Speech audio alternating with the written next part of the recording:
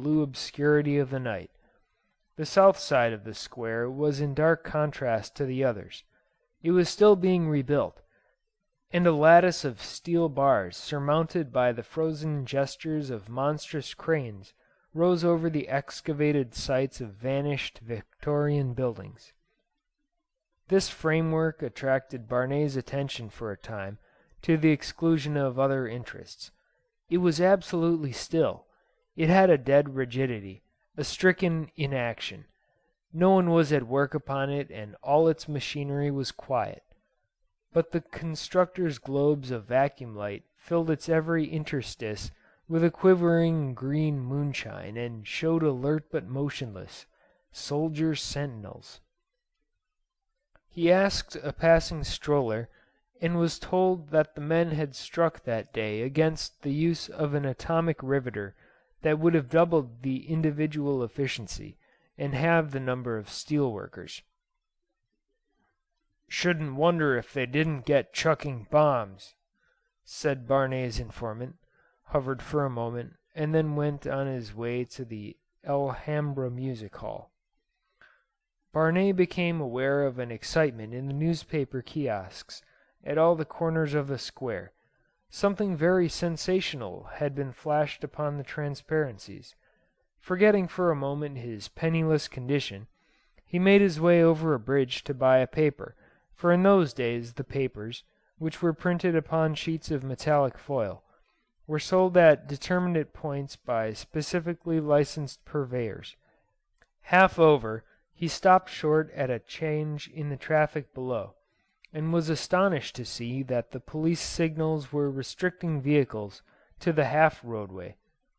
When presently he got within sight of the transparencies that had replaced the placards of Victorian times, he read of the great march of the unemployed, that was already in progress through the West End, and so without expenditure he was able to understand what was coming.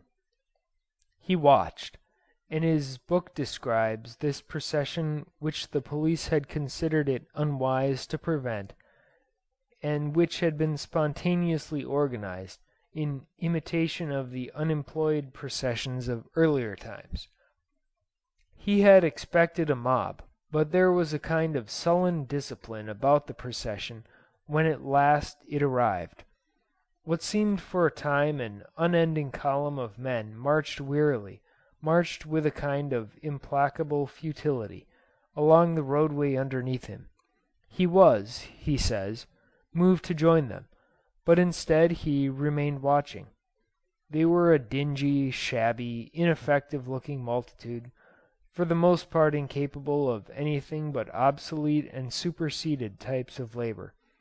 They bore a few banners with the time-honored inscription, "Work, not charity," but otherwise their ranks were unadorned.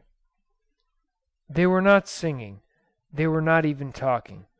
There was nothing truculent nor aggressive in their bearing. They had no definite objective, they were just marching and showing themselves in the more prosperous parts of London.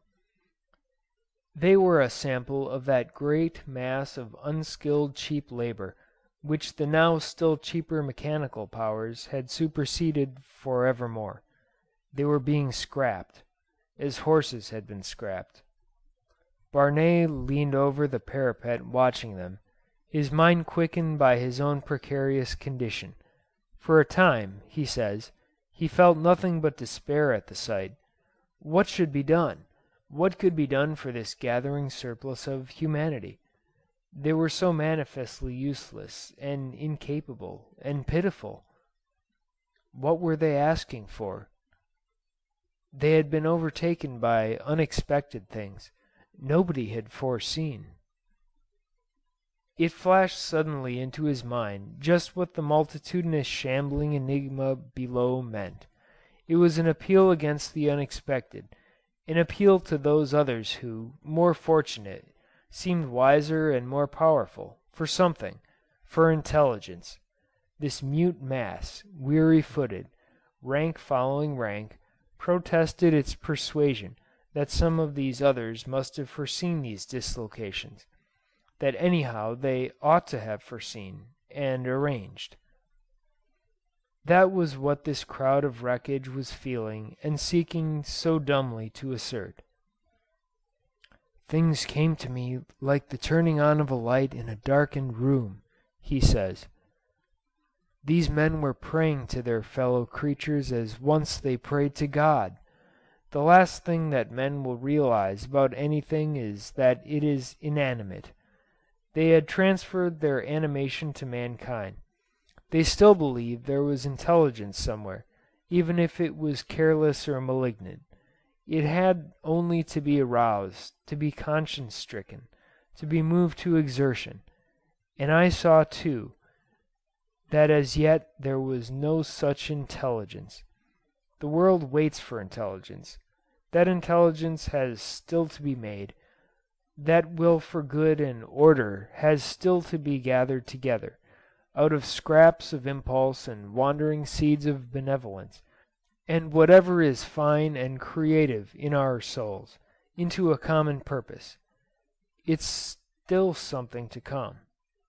It is characteristic of the widening thought of the time that this not very heroical young man who, in any previous age, might well have been altogether occupied with the problem of his own individual necessities, should be able to stand there and generalize about the needs of the race.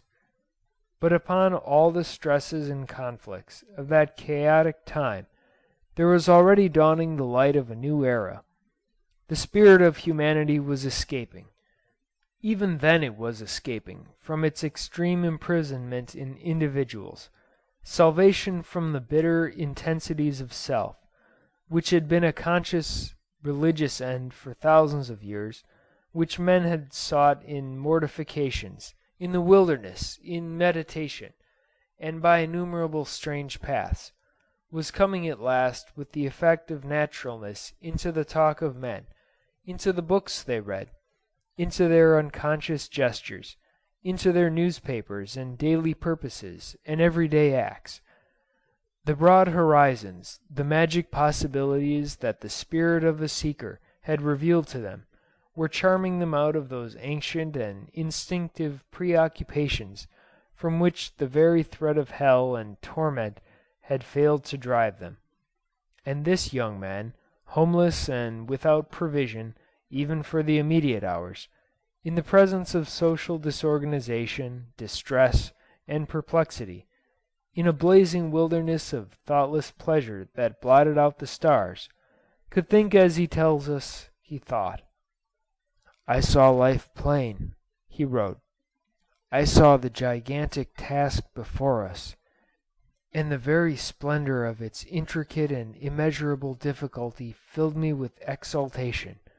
I saw that we have still to discover government, that we have still to discover education, which is a necessary reciprocal of government, and that all this, in which my own little speck of life was so manifestly overwhelmed, this and its yesterday in Greece and Rome and Egypt were nothing, the mere first dust swirls of the beginning, the movements of dim murmurings of a sleeper who will presently be awake."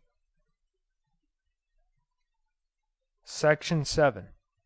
And then the story tells, with an engaging simplicity, of his descent from this ecstatic vision of reality. "Presently I found myself again, and I was beginning to feel cold and a little hungry." He bethought himself of the John Burns Relief Offices which stood upon the Thames Embankment.